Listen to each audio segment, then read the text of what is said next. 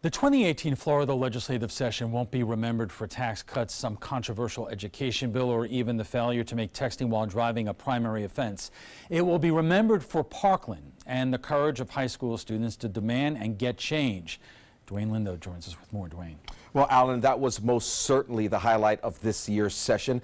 They finished the session with the approval of an $89 billion state budget, with millions going to Florida schools.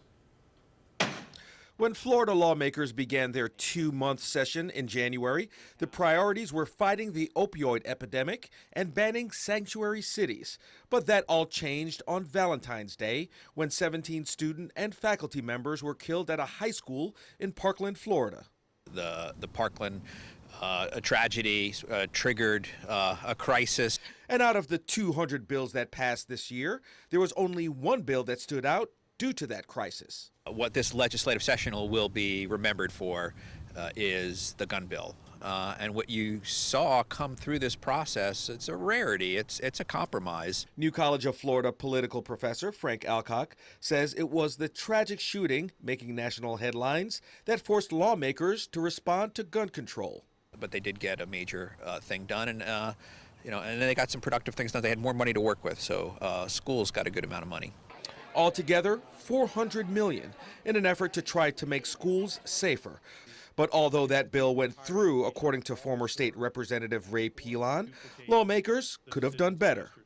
It was quite contentious. You had legislators on both sides of the aisle that voted for and against. People's consciences being looked at very deeply on all of the parts of the bill. I kind of wish it could have been broken out, but the timing of it just didn't allow that. And according to Pilon, timing is everything. Unfortunately, when you have something so quickly come forward, that you don't have the full session to vet it and so forth, it's going to be a little more tense in the chamber when those things are debated. But timing was on point for victims of public school bullying. They can now ask for vouchers to attend private school, vouchers paid for by sales tax on purchased vehicles. Nursing home facilities are now required to have generators in case of power outages or emergencies. And more than $53 million was approved for the treatment and prevention of opioid abuse.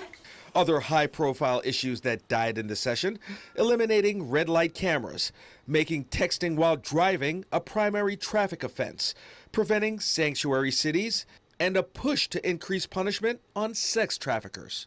And we've made great progress in human trafficking in the last few years, and I was happy to be involved with that, both with our local agencies and with the representatives that were also co-sponsoring and sponsoring it. And even a gambling package, proposing an amendment on the November ballot that would give voters control of future gambling decisions in the state. And there are some very powerful forces on both sides of that bill in terms of interests, and there is also some reluctance sometimes on the part of the Republican Party, again, just gambling for a variety of reasons. And due to those failed bills, Pilon says there may be a push for important legislation in the future. It often takes 4 years sometimes for these things to get through, so I'm hopeful for next session.